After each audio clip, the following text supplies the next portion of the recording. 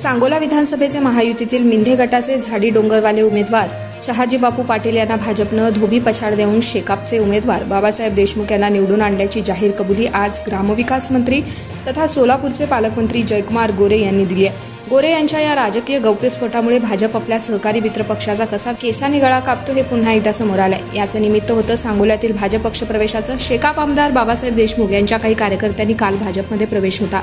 या निमित्तानं आयोजित कार्यक्रमात पालकमंत्री गोरे यांनी हा गौप्यस्फोट केलाय। शेकाप आमदार देशमुख यांच्यावर टीका करताना पालकमंत्री गोरे म्हणाले, देशमुख साहेब, गेल्या विधानसभा निवडणुकीत तुम्हाला भाजपनं मदत केली नसती तर तुम्ही आमदार झाला नसता। महायुतीचे उमेदवार म्हणून शिंदे गटातील शहाजी बापू पाटील उभे असताना भाजपनं युती धर्म न पाळता शेकापला मदत केली। त्यामुळे महायुतीचे उमेदवार पाटील यांचा पराभव झाला असे गोरे यांनी सांगितले। पाटलांना मदतीची गरज असतानाही भाजपनं शेकापच्या देशमुखांना मदत केल्याचं पालकमंत्री गोरे यांनी जाहीरपणे सांगून टाकलंय।